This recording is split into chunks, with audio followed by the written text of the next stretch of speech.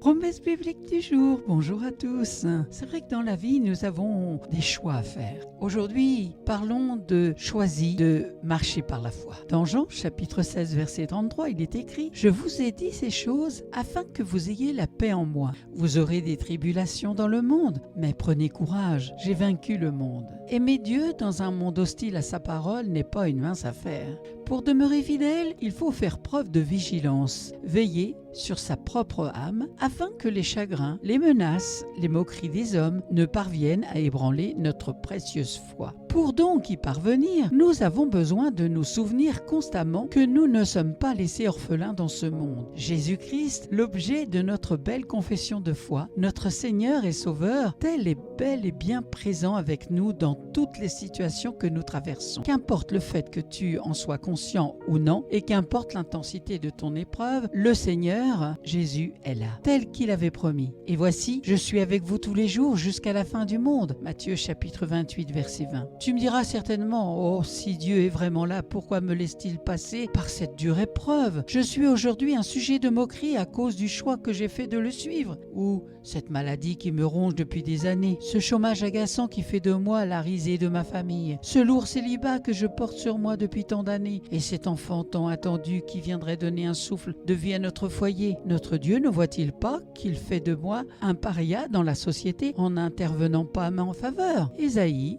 chapitre 43, verset 2 nous dit « Si tu traverses les eaux, je serai avec toi, et les fleuves, ils ne te submergeront point. Si tu marches dans le feu, tu ne brûleras pas, et la flamme ne t'embrasera pas. » Relax, notre Seigneur connaît ce que tu traverses, et même il marche avec toi dans cette épreuve. Le but de tout ceci, c'est sa gloire, afin que nul n'ignore qu'il est Dieu et que toi tu as fait le bon, sinon l'excellent choix de le servir. Tu as choisi la bonne part, qui ne te sera pas ôtée. Relisez cela dans Luc chapitre 10, verset 42. La portée de cette épreuve est éternelle, et ses récompenses aussi. La Bible est riche d'exemples d'hommes et de femmes de foi qui ont marché à la suite du Seigneur, ne regardant pas leurs circonstances, ne s'attardant pas aux moqueries des hommes, mais se confiant pleinement à ce Dieu dont ils savaient être au contrôle de tout. Nous verrons prochainement plusieurs cas tels que celui de Anne, la mère de Samuel. Nous verrons aussi d'autres témoignages tels que celui de Pénina. Merci d'avoir pris du temps pour écouter Promesse biblique du jour. C'était la première partie. Choisis de marcher par la foi. Fais le bon choix. C'est ce que la Bible te conseille,